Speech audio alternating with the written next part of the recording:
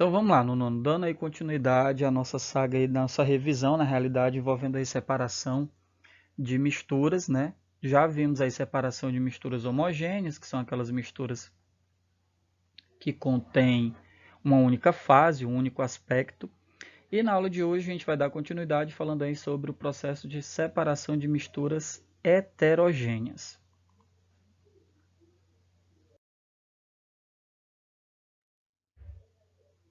Então vamos aí inicialmente falar sobre a separação de misturas heterogêneas envolvendo aí sólido líquido.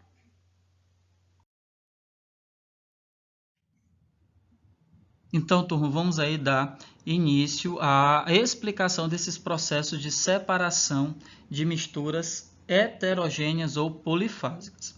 O primeiro deles é a sedimentação, que é utilizada aí na separação sólido-líquido. Então, olha só, a sedimentação ela consiste em deixar a mistura parada até que a parte sólida, por ser mais densa, ou seja, por ser mais pesada que a parte líquida, no caso aí a água, se deposite no fundo do recipiente de forma rápida. Esse processo pode ser vivenciado em vários preparos de alimentos e bebidas. Quando preparamos um suco natural de maracujá, por exemplo, após a agitação, ao ser deixado em repouso, a mistura imediatamente sofrerá a sedimentação das sementes da fruta, que precipitarão para o fundo do recipiente, como vocês podem aqui observar na nossa imagem. Aqui é como se nós tivéssemos aí as sementes do maracujá dispersas.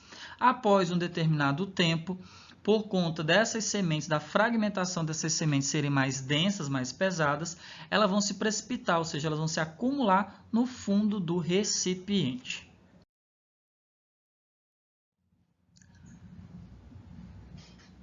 Já a decantação é a separação em si, ou seja, consiste na retirada da parte líquida, despejando o líquido cuidadosamente em outro recipiente. Então, aqui na nossa imagem, vocês observam que aqui, nesse momento, nós temos a decantação, mas aqui nós já temos a representação da sifonação, que a gente vai ver mais à frente. Então, está aqui, houve a sedimentação, e aí, com a parte sólida já sedimentada, já aqui ó, acumulado no fundo do recipiente, separa-se o líquido da parte sólida e essa separação nós chamamos de decantação.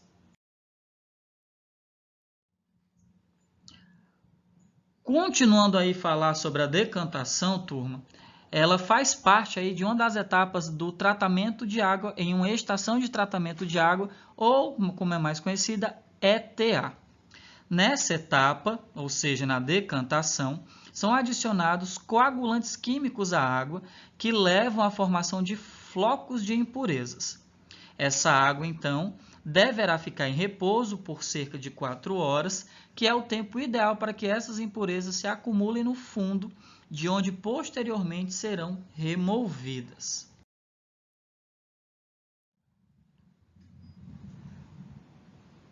Após a ocorrência da sedimentação, uma vez sedimentada, pode-se empregar o processo da sifonação.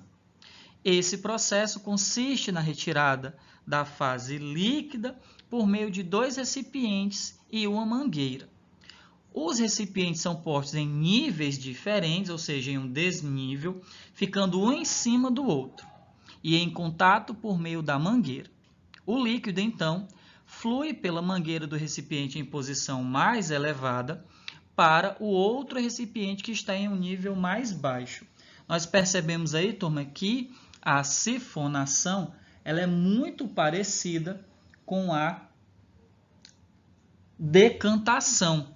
A diferença é que na sifonação nós nos utilizamos aí de uma mangueira, E os recipientes vão sempre estar em desnível.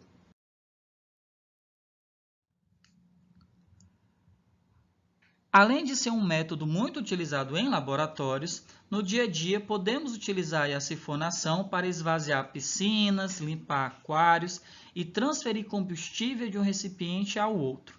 A pessoa insere a mangueira no tanque do combustível, suga com cuidado para não ingerir até que ele venha à saída da mangueira e colocando essa extremidade abaixo do nível do tanque, o combustível vai sendo extraído.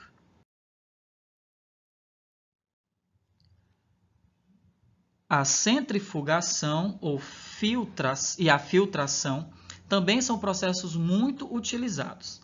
A centrifugação é usada para acelerar a decantação ou a sedimentação, em que a parte mais densa da mistura vai se depositar no fundo pela ação da gravidade. Um exemplo que ilustra muito bem o processo é a função de mesmo nome encontrada nas máquinas de lavar roupa. Ela separa a água da roupa, deixando-a sair apenas úmida. Como vocês aí também estão observando na nossa imagem, é o processo de centrifugação de uma máquina de lavar roupas.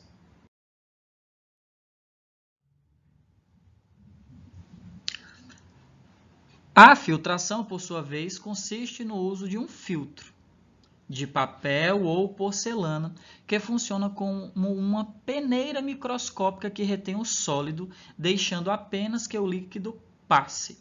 Exemplos onde nós utilizamos a filtração é o fato de coar o café e filtrar a água em filtros de cerâmica, que, diga-se de passagem, a água fica muito gostosa, né? É uma opinião minha, né? A água de filtro, né, tem um gosto diferente. Agora vamos aí falar sobre a separação de misturas heterogêneas envolvendo líquido e líquido.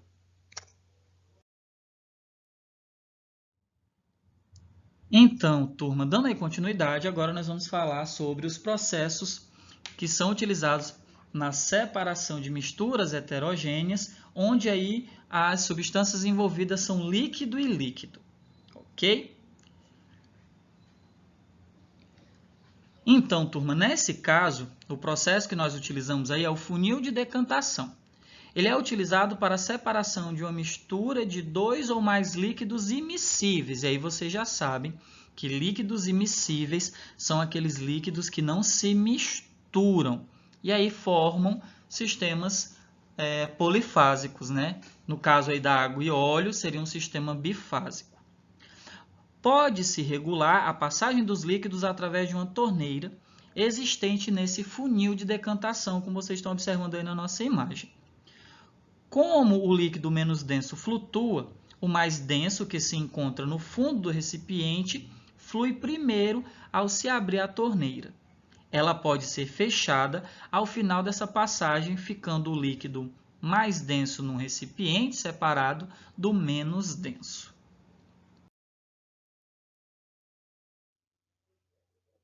Falaremos agora sobre aí separação de misturas heterogêneas envolvendo aí substâncias no estado sólido e sólido. Vamos falar agora sobre os métodos utilizados na separação aí de misturas heterogêneas envolvendo sólido e sólidos. Primeiro deles, nós temos aí a atração magnética, como vocês estão observando aí na nossa imagenzinha aí, a nossa animação. Pode ser empregada quando um dos componentes da mistura tiver propriedades magnéticas, ou seja, a capacidade de atrair ou repelir objetos.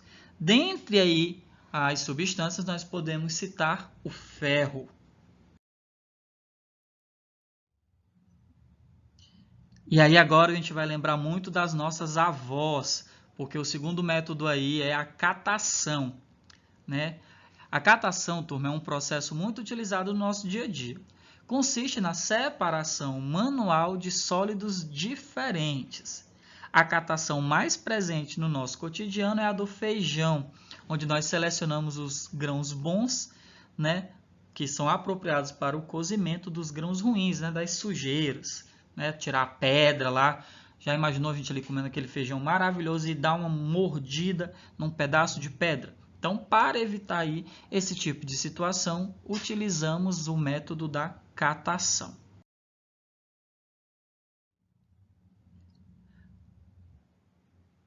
Temos agora aí o método da tamização, que é um processo muito utilizado na culinária para a separação de impurezas presentes nos alimentos. Quando se peneira a farinha de trigo antes de preparar o bolo, é um bom exemplo aí da tamização. O termo tamização vem da prática em laboratórios, onde se usam peneiras muito finas, chamadas de tamizes, para separar misturas mais complexas. Um outro método aí também bem presente no cotidiano de alguns, principalmente de agricultores, é a ventilação. A ventilação trata-se de um processo muito simples e muito útil. E ela consiste na separação de sólidos com pesos diferentes. E eles, para fazer essa separação, utiliza-se as correntes de ar.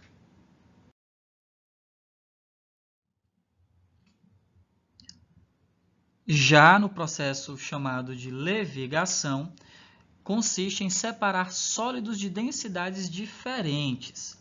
É muito utilizada, por exemplo, nos garimpos durante a extração de minérios e pedras preciosas.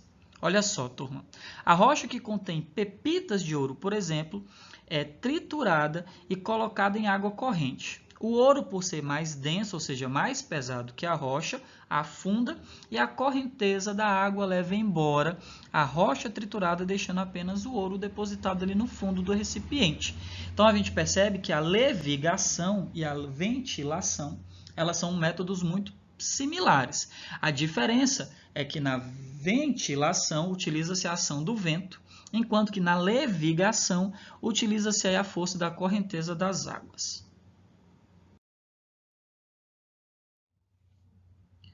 Vamos agora, turma, para a dissolução fracionada. A dissolução fracionada é um processo em que um dos componentes sólidos da mistura é dissolvido em um determinado líquido. Por exemplo, para separar uma mistura de sal e areia, ou açúcar e areia, devemos colocar essa mistura na água. O sal ou açúcar será diluído, restando apenas a areia. Posteriormente, ou seja, depois desse processo, leva-se a água salgada ou açucarada à evaporação para que o sal ou o açúcar possa ser extraído. Então, mistura-se aí a água vai dissolver o sal ou o açúcar e posteriormente, turma, né, submeteremos aí essa mistura agora de sal e água ou açúcar e água a uma temperatura para que essa água evapore, restando então assim, separando assim então o sal ou o açúcar da areia na qual ele estava misturado anteriormente.